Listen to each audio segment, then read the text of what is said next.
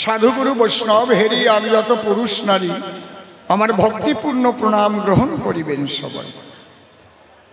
মানুষকে প্রণাম দিলে সে প্রণাম ঈশ্বরে মিলে, সর্বশাস্ত্রে তাহার প্রমাণ পাই।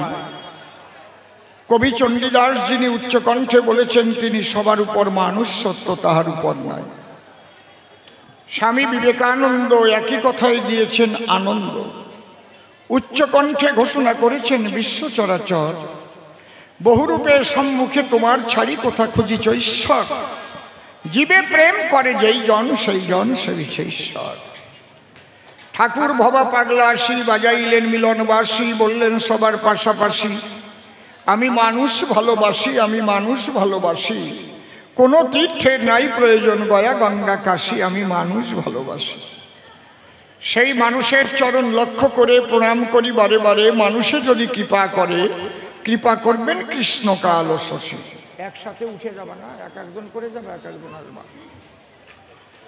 বন্দনার ভাব করে শেষ বক্তব্য করিব পেশ, সবিশেষ সবার মধ্যে জানাই নিবেদন। অদ্যকার্যে কবি গান আমার জীবনের নূতন অনুষ্ঠান। ইতিপূর্বেই সভাস্থান আমি কখনো দেইনি দর্শন। আজ কর্তৃপক্ষের প্রাণের টানে যোগ দিয়েছি কবি গানে। নিশি অসীম দুইজনে মহাভারত নিয়ে হচ্ছে আলাপন। শ্রীকৃষ্ণ আর গান্ধারীর সাথে আলোচনা হচ্ছে এ সভাতে। গান্ধারী নাম ধরে তাতে প্রশ্ন করেছে উত্থাপন।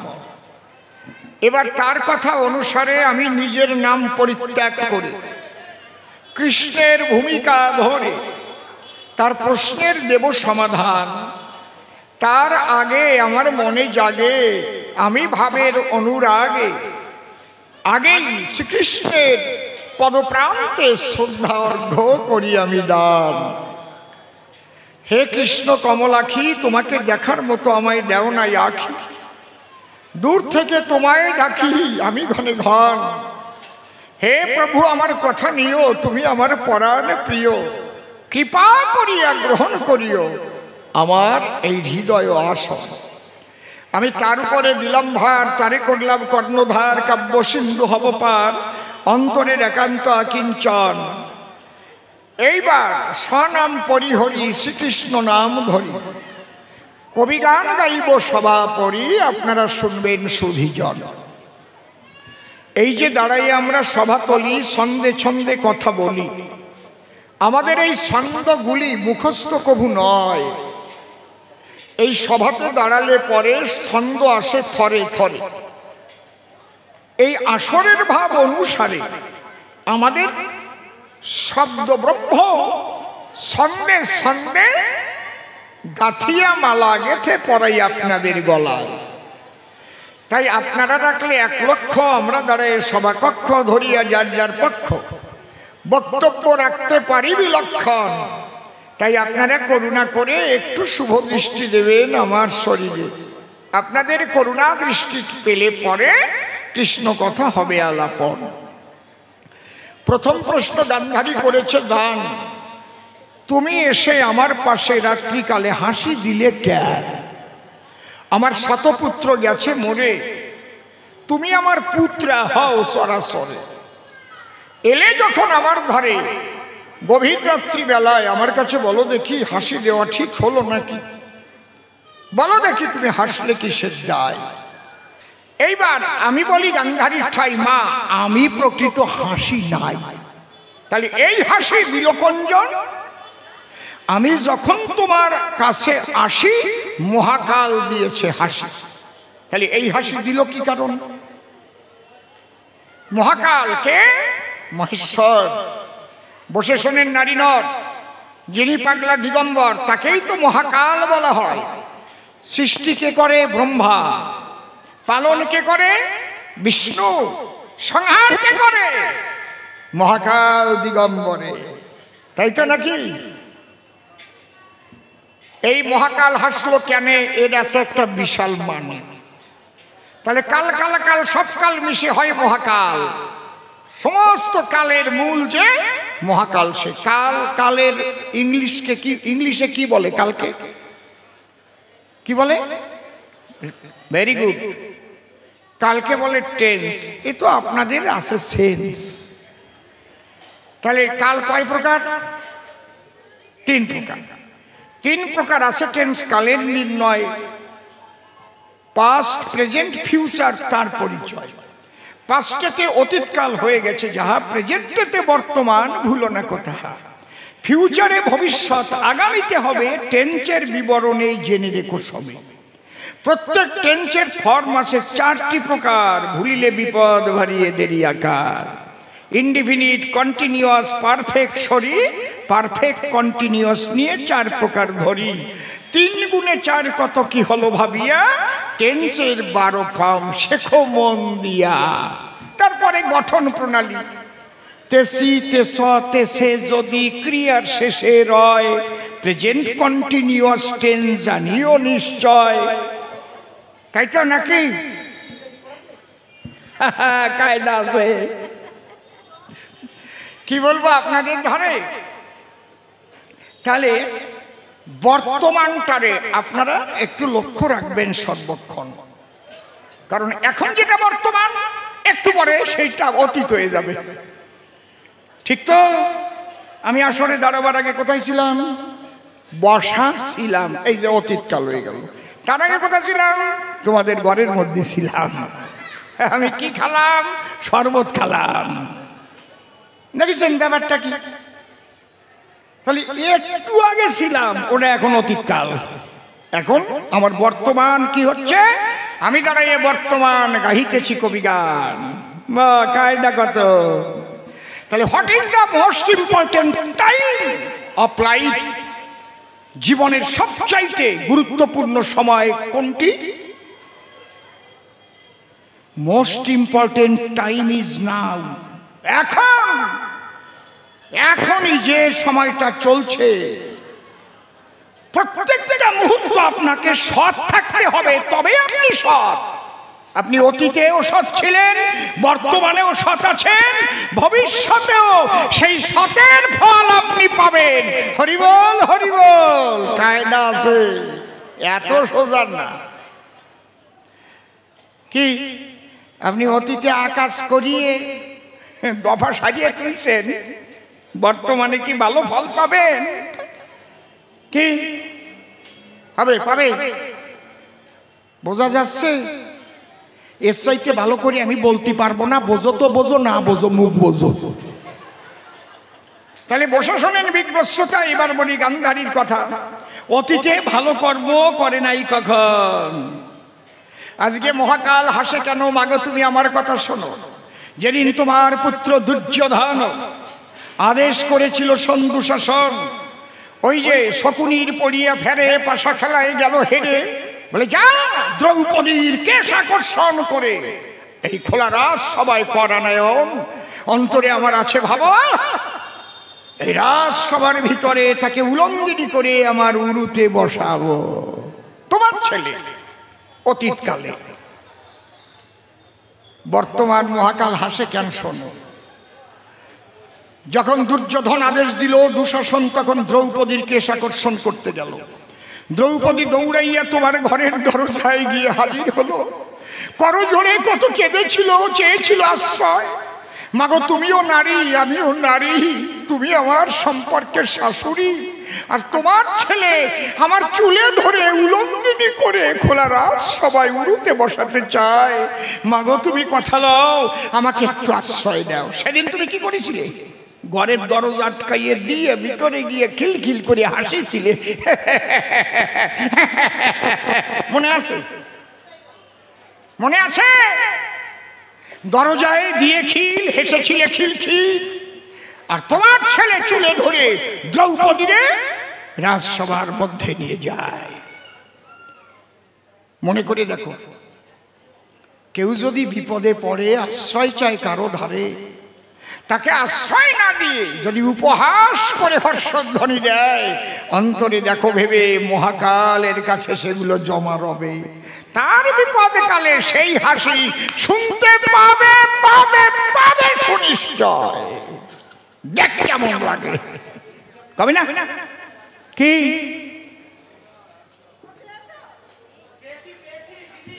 দেখ কেমন লাগে? দাঁড়িয়ে বলি সমাধান, ধ্বংসের মূলই হচ্ছে নারীর প্রতি অবিচার, অত্যাচার। যে কোনো রাজা যখন নারীর প্রতি অত্যাচার করে, অন্তরে করুণ ধারণায় তার রাজ শক্তি আর টেকে না, সে যায় ছাড়ে ছাড়ে ছাড়ে ছাড়ে। মহাভারত তার দৃষ্টান্ত, বুঝলে? তোমার ছেলে ধরে চুলে দ্রৌপদীকে সভাতলে যখন নিয়ে গেল, দ্রৌপদীর বসন ধরে যখন টান দিল, দ্রৌপদী ভাবে তাই আমার আপন বলতে কেউ নাই, তার পঞ্চস্বামী মস্তক অবনত করে বসা ছিল। ভীম রাগে হচ্ছে হিমশিম, ডাক দিয়ে বলে, দাদা আমার হাতে আছে গদা, দাদা শুধু তোমার আদেশ চাই। যুধিষ্ঠির করে মানা, গদাটা ধরিস না, আমাদের একমাত্র মালিক আছে কৃষ্ণ, প্রাণের কানাই। অর্জুন হাতে নিতে চায় ধনুর্গুণ, যুধিষ্ঠির করে মানা, আমার কথা ধর, কৃষ্ণ পদে আত্মসমর্পণ কর, বেশি মাতুব্বরি করতে যাইস না। আমার বলার নাই ভাষা, পঞ্চস্বামী যার সবার মধ্যে বসা, তার এমন দুর্দশা। দ্রৌপদী তখন বাহু তুলে ভেসে চোখের জলে দিয়ে তার অন্তরের ভাষা বলেছিল, হে কৃষ্ণ প্রাণনাথ, কোথায় তুমি? একবার দাও তুমি তোমার আশীর্বাদের হাত। ওমা, আমি তখন কি করেছিলাম? আমি কৃষ্ণ প্রাণনাথ যখন বলেছে প্রাণনাথ, নাথেই তো বনে তাঁত, কায়দা আছে। যত কাপড় ধরে দেয় টান, আমি কাপড় জোগাই ভগবান। আমি যারে জোগাই তার কাপড় কম পড়বে খেয়াল, গাদা হয়ে গেছে, কাপড় যাতা পরাই আছে। ওমা, ওই যে সেদিন হেসেছিলে, মনে রেখেছে মহাকালে, আজকে তুমি রাত্রিকালে তোমার শতপুত্র হয়েছে নিধন, সেই মৃত পুত্রের মুখ দেখিতে তুমি এসেছো গভীর নিশীতে। আমি যখনই কৃষ্ণ কালো শশী তোমার সাক্ষাতে দিলাম দর্শন, যখন আমি কালো শশী তোমার পাশে আমি দাঁড়াই আসি, এই সময় মহাকাল দিয়েছে হাসি, আমি হাসি দেইনি কদাচন। এইবার দেখ কেমন লাগে। কায়দা আছে, বুঝিস? এই জন্য কাজ যা করবা বুঝিয়ে শুনিয়ে করবা, এখন করবা ভবিষ্যতে তার ফল পাবা। এই জন্য প্রতি মুহূর্তে হিসেব করে চলবা, প্রতি মুহূর্তে। ওই যে বলে গেলাম, what is the most important time of life? Most important time is now. যে সময় কইছিলাম সেটা অতীত চলে গেছে, আবার নাও, এখন এখন এখন এখন, যা বলেছি তখন, এখন এখন। পারবা? যদি কেউ মনে মনে চিন্তা করে আমি অতীতে অপকর্ম করেছি, কেউ তো জানে না সরাসরি, দরা তুমি পড়বাই। যেমন কর্ম তেমন ফল, যাবেই তুমি রসাতল। তাই না হলে এই পৃথিবী থাকে না। এই জন্য বললাম তোমার পাশাপাশি আমি কৃষ্ণ কালো শশী, আমি তোমাকে একটু সান্ত্বনা বাণী শোনাতে এসেছিলাম মাগো, অন্য কিছু নয়। আমি যখন আসি মহাকাল দিয়েছে হাসি, প্রথম প্রশ্নের জবাব আমি দিলাম এসো ভয়। বুঝেছেন তোমার নাকি? না বুঝলি কবে না আরো কবটা। দ্বিতীয় প্রশ্ন করেছে দান, বলো তুমি ভগবান, তুমি একটা পক্ষ নিলে কেন? ওটা আমি গানের মধ্যে দিয়েই করেছি সমাধান। প্রথম একটা শ্লোক উচ্চারণ করে বলেছি মনের পুলকে আসরে, যে আমি নিরপেক্ষ নহি কদাচন, আমি কৃষ্ণ কমলাক্ষ, সদা আমার ধর্মের পক্ষ। আমি সাধুদের পরিত্রাণ করিবার তরে অবনীতে করি অবতরণ। তাইতে আমায় বলে অবতার, বা যাই কত অবতার, আমি বাকি কবতার, একমাত্র ধরনীর পাপের ভার করিতে হরণ। এই জন্য কালো শশী সময় মতো আমি আসি সাধুদের পরিত্রাণের কারণ। তাহলে আমি কার পক্ষে? সাধুর পক্ষে। তাহলে সাধুকে যুধিষ্ঠির, ধর্মে কর্মে মতিস্থির। একটা সংসারে 5 জন 10 জন তার সদস্য থাকতে পারে, ৫-১০ জন সাধু নাও হতে পারে। ওর মধ্যে যদি ভাগ্য বসে একটা সাধু নেমে বসে, তার ভাগ্যে না সবাই দুটো খায় পেট ভরে। ঠিক কইছি না? দেখবেন এমন একটা মানুষ সেই বাড়ি জন্ম নিল। কি চলে যাবা? আচ্ছা ঠিক আছে, স্কুল আছে, যাও তাহলে। ওই একটা মানুষের জন্যই গৃহে জ্বলেছিল চাঁদের মতো আলো। সেই মানুষটি যখন চলে গেল, ধীরে ধীরে সেই গৃহে অমানিসই দেখা দেয়। এমন সংসার বহু আছে, আর সেই বাড়ির কাছে কেউ যায় না। এই জন্য ওরা ভাই ৫ জন বসে শোনেন জ্ঞানীজন, ৫ পাণ্ডব যাদের বলে সর্বজন, ধর্মে কর্মে মতি স্থির, যার নাম যুধিষ্ঠির। সেই ধর্মকে রক্ষা করার কারণ অন্তরে আমার আছে, ভাবো আমি ধর্ম রাজ্য প্রতিষ্ঠা করব। এই জন্য ওদের সঙ্গ নিয়েছি কৃষ্ণ নারায়ণ। আমার উদ্দেশ্য কি? ধর্মরাজ্য প্রতিষ্ঠা করব, ওই শয়তানগুলোরে শেষ করব। এটা হচ্ছে আমার উদ্দেশ্য। যেমন চাষিরা ফসল বনে বা লাগায়, তার মধ্যে আগাছাও জন্মায়। আগাছা যদি পরিষ্কার ভালো করে না করে, তাহলে কি ভালো ফসল তুলতে পারে ঘরে? জয় রাধে। কি কথা নয় অসঙ্গত, তোমার ওই ছেলেগুলো আগাছার মতো। আমি কৃষ্ণ মন মতো সে আগাছা পরিষ্কার করবার জন্য কৃষক হয়ে আসি বারে বারে। হরিবল, বুঝতে পারিস? এই জন্যে আপনাদের আছে জানা, একা একা তো পরিষ্কার করা যায় না। এই জন্যে ওই যুধিষ্ঠির, ভীম, অর্জুন, নকুল, সহদেব এদেরকে সঙ্গে নিয়েছি এ সময়। উদ্দেশ্য আমার যাতে ভারতবর্ষে ধর্মরাজ্য প্রতিষ্ঠা করা যায়। এই জন্য আমি কৃষ্ণ কমলাক্ষ, সবসময় আমার ধর্মের পক্ষ। এটা বাবা বাসুদেব ভালো বোঝে। ধর্মপক্ষে আমি থাকি, আমি কৃষ্ণ কমলাক্ষী। বলে মানুষ মেরে কি ধর্ম সংস্থাপন করার সময়?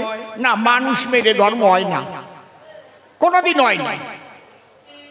আবার মানুষের দেহ ধরলেই তারে মানুষ কয় না। হাঁসের বাচ্চা হাঁস হয়, মুরগির বাচ্চা মুরগি হয়, গরুর বাচ্চা গরু হয়। সব মানুষের বাচ্চা কি এর মানুষ হয়? দেখতে মানুষের মতো দেখা যায়, কিন্তু পশুর অধম কর্ম করে এই চরাচরে এমন মানুষ বেশি, পশু অনেক আছে মহাশয়, আছে না? কি আপনারা কি করেন? দেখবেন ১০,০০০ টাকা খরচা করে কুকুর পোষে ঘরে, এলসিশিয়ান। আহা হা, কায়দা কত! আবার সকালবেলায় ওরে নিয়ে একটু হাফ প্যান্ট পরে ঘুরিয়ে ঘুরিয়ে বেড়ায়। এদিক গ্রামে ওর মা ভিক্ষে করে খায়। কত কষ্ট করে মা বাবা লেখাপড়া শিখাইছিল ওরে। লেখাপড়া শিখে চাকরি পাবার পরে ফ্ল্যাট কিনে থাকে কলকাতা শহরে, আর মা ভাঙা ঘরে ভিক্ষান্নে উদর পূরণ করে সর্বদাই। ওইটারে মানুষ কবেন? আপনারা কি কন? ওইটারে মানুষ কবেন? কথা কন না কেন? কি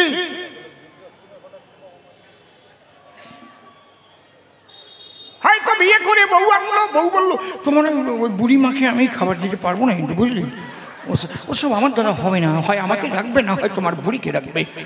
ঠিক আছে, ওকে বৃদ্ধাশ্রমে পাঠিয়ে দিচ্ছি। আসে না? কথা কন না কেন? এই জায়গা আবার কেউ বাজিয়ে গেছে নাকি ওই কলে?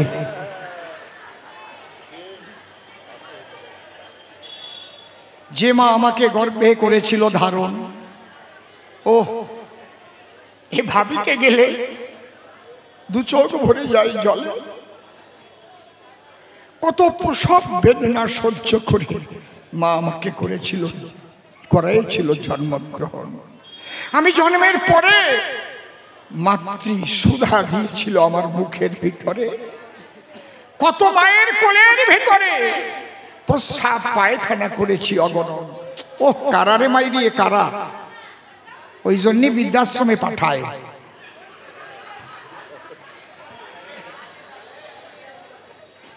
বুড়ো বুড়ি হলে বেশি কথা কটি নাই, বেশি কথা কলি আবার ভেজাল বাঁধে। যদি আমার পেটে ছাও, আমারে খাবার চাও, যাও তুমি তাহলে যাও। সবারই একটু ঠিকঠাক থাকতে হয়। বুড়োর সাথে সাথে বুদ্ধিও একটু বুড়োর দরকার, কি বাবা ঠিক না? এই জন্যে শুধু মার সন্তানকে দিয়ে কথাটা বললাম ভাই, এরকম অনেক পশু জগতে আছে, কি বলবো আপনাদের কাছে, আর ভেঙে বলা আমার দরকার নাই। পশুর চাইতে অধম তারা, যে কর্মগুলো হয় তাদের দ্বারা। তারাও তো মনুষ্যরূপী, এক একজন তাদের দুটো কান আছে, দুটো চোখ আছে, মুখ আছে, হাত আছে, নাক আছে, পাও আছে, মানুষের মতোই তো কথা কয়, হাঁটে চলে, কি আবার গান গায়, ওগুলো মানুষ। এ কথা অতি সত্য। মানুষ হয় যার জাগ্রত আছে মনুষ্যত্ব।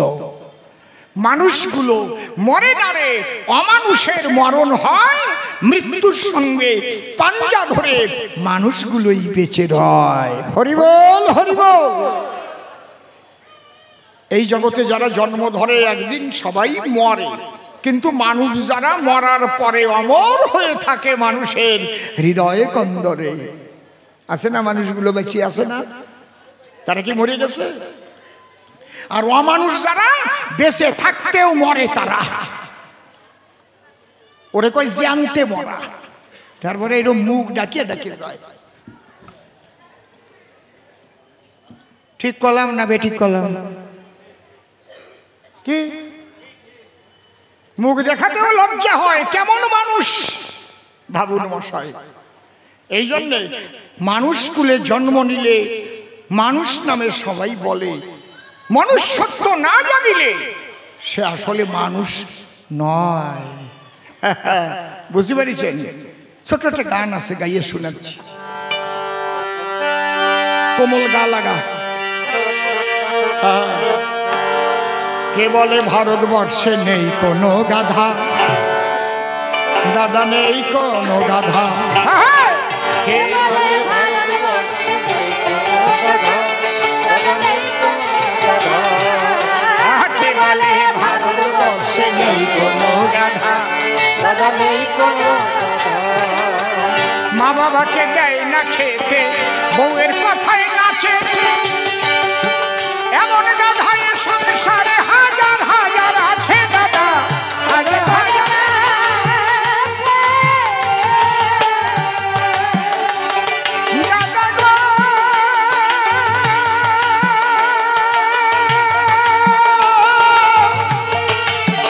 দাদা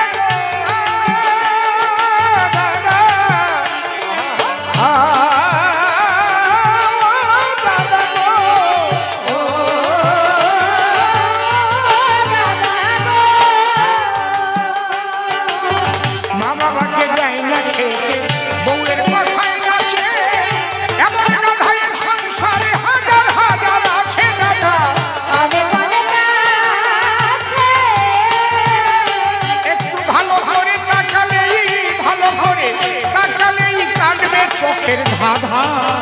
কে বলে ভারতবর্ষে, হরি হরি বলো।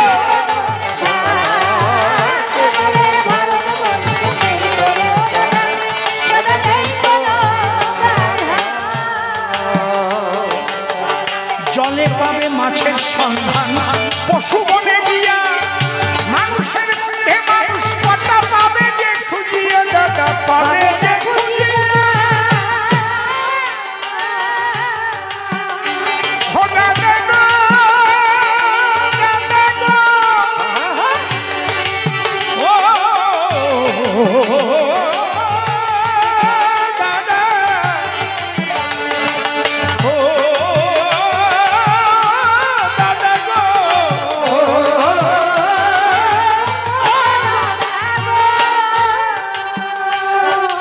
এখনো জাল নিয়ে জলে গেলে মাছ পাওয়া যায়, বনের মধ্যে গেলে পশু দেখা যায়, কিন্তু মানুষের মধ্যে মানুষ খুঁজে পাওয়া যায়। হরিবল। মানুষ পাওয়া খুব কঠিন। এক কথায় যিনি কর্তব্যে অবিচল তিনি শ্রেষ্ঠ মানুষ, যার মধ্যে কোনো কর্তব্যহীনতা নাই। এই জন্য ভবা পাগলা একদম তার আশ্রমের দরজায় ঢোকার সময় শ্বেত পাথরে লিখে দিয়ে গেছে, ডিউটি করলে বিউটি বাড়ে।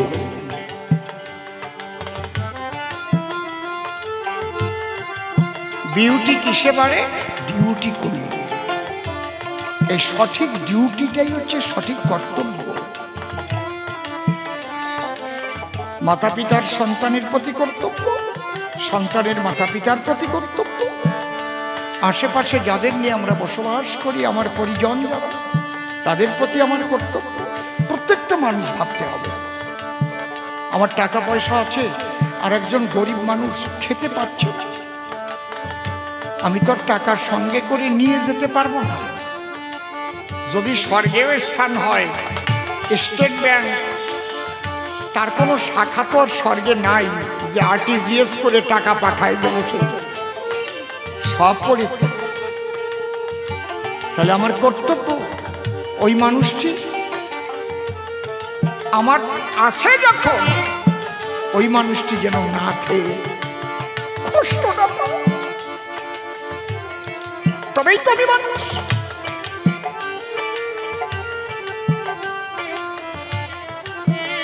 আর আমি দরজা দিয়ে খুব ভালো ভালো খাচ্ছি, আর ওই মানুষগুলো না খেয়ে ডুকরে ডুকরে কাটছে। ভাঙা ঘরে জল পড়ছে। আমি মানুষ, তাও আমার পরিচয় মানুষ হবে যদি আমি মানুষের পাশে না দাঁড়াতে পারি। বহুরূপে সম্মুখে তোমার ছাড়ি কোথা খুঁজিত ঈশ্বর, জীবে প্রেম করে যেই জন সেই জন সেবিছে ঈশ্বর। জলে পাবে মাছের সন্ধান, পশু বনে দিয়া মানুষের মধ্যে মানুষ পাবে কি খুঁজিয়া দাদা, পাবে কি খুঁজিয়া। ও দাদা গো,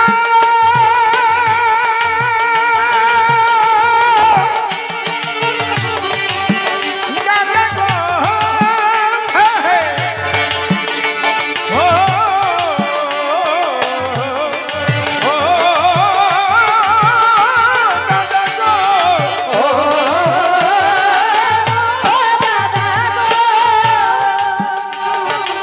এই গানটি লেখাকার জানেন কি আপনারা?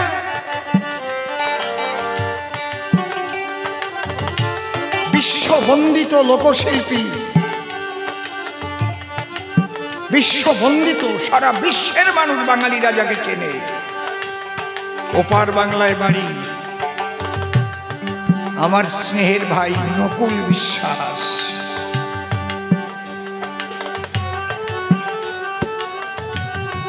তার সমাজ জাগরণের গান, তার মানবতাবাদী গান, কি অপূর্ব তার লেখনী গো। আহা, কোথায় গিয়ে আঘাত করে দেখেছেন? কি সুন্দর লিখেছে। জলে পাবে মাছের সন্ধান, পশু বনে গিয়া মানুষের মধ্যে মানুষ পাবে কি খুঁজিয়া দাদা, পাবে কি খুঁজিয়া। দেখি মানুষের মুখোশ পরা, মানুষের মুখোশ পরা অমানুষের দাদা।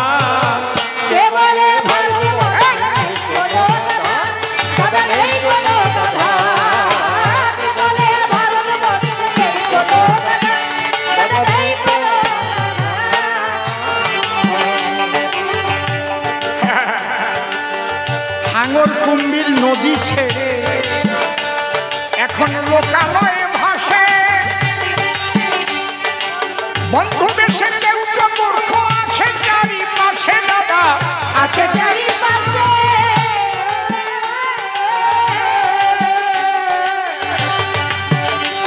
দাদা গো এরকম লাগাতে হবে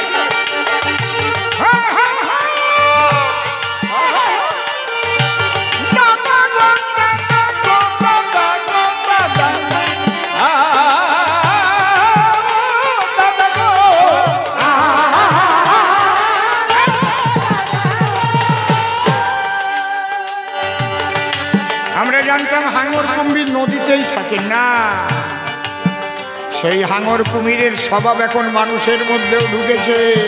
হাঙরে খায়,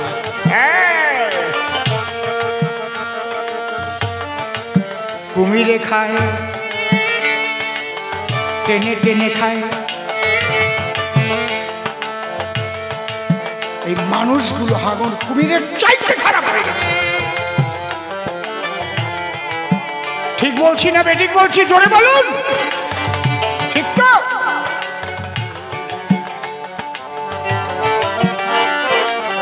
হাঙর কুমির নদী ছেড়ে এখন লোকালয়ে ভাসে বন্ধু বেশি কেউ তো মূর্খ আছে চারিপাশে দাদা আছে চারিপাশে। একটু ভালো করে তাকালেই চোখের ভাভা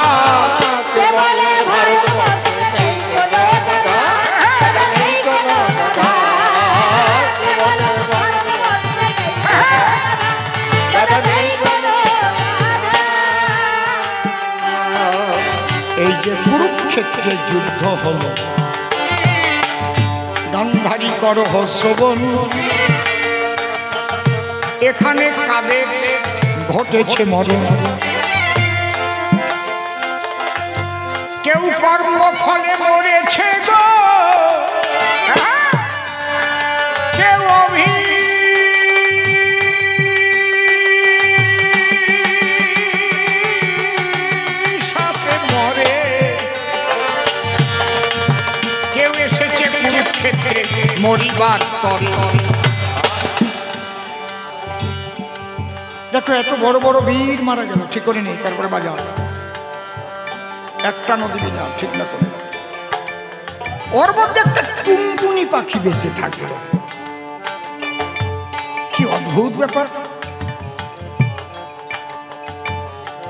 দুই পক্ষের হাতে অস্ত্র শস্ত্র নিয়ে মুখোমুখি দাঁড়িয়েছে।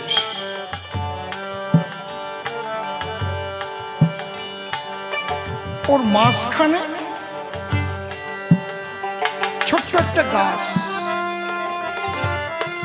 ওই গাছে টুনি পাখি বাসা বেঁধে আছে। টুনি আর টোনা আর দুটো বাচ্চা। বাচ্চার এখনো পাখা গজায়নি।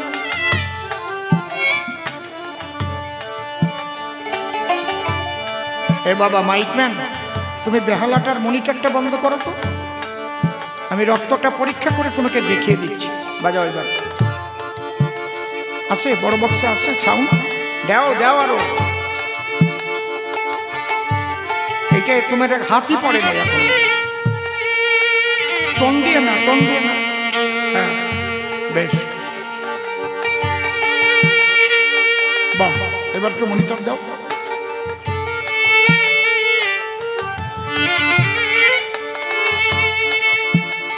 আউটে শোনা যাচ্ছে, বাহ।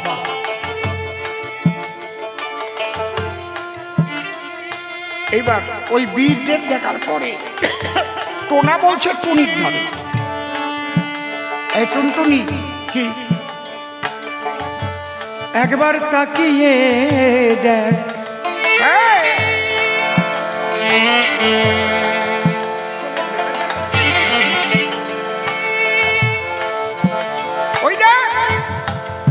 দুই পক্ষে বড় বড় বীর দাঁড়িয়ে আছে। একটু পরে যুদ্ধ লেগে যাবে। বানের অগ্নিস্ফুলিঙ্গে আমরা কোথায় চলে যাব পুড়ে উড়ে। চল চল চল চল চল, সময় থাকতে আমরা উড়ে চলে যাই। চল। টোনা বলে,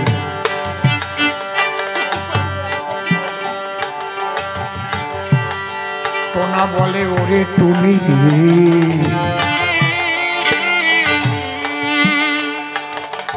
বলি যে তোর কাছে ছেড়ে দেখ, দুই পক্ষে বীরেরা দাঁড়াইয়ে আছে, যুদ্ধ লেগে গেলে পরে গো আর আমাদের বাঁচার কায়দা নাই, সময় থাকতে চল আমরা উড়ে চলে যাই।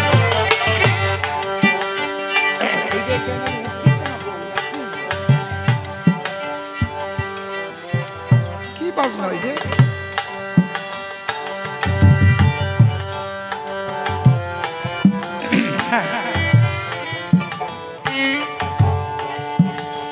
একটু বেশি হয়ে গেল। আমি কয় দিক লক্ষ্য করবো? আমি একা কম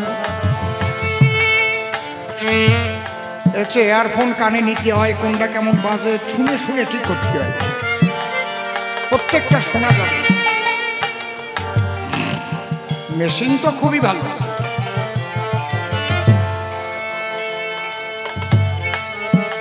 টুনি তখন কি বলছে? টোনা বলে, ওরে টুনি চল চলে যাই। টুনি পাখি ডেকে বলে তখন টোনা পাখি ঠাই, তুই বড় বড় বীর দেখেছিস রে, ওরে টোনা বলি যে তোর কাছে অর্জুনের রথের পরে ভগবান বসায় আছে। হরি বলো, হরি বলো। ভগবানকে দর্শন করে যদি আমি মরেও যাই তাতে আমার বাধা নাই। প্রেমানন্দে হরি হরি বলো, হরি বলো,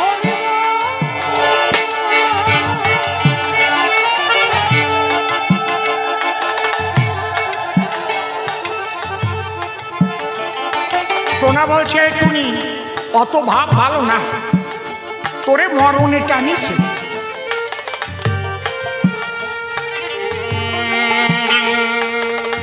টোনা বলে, ওরে টুনি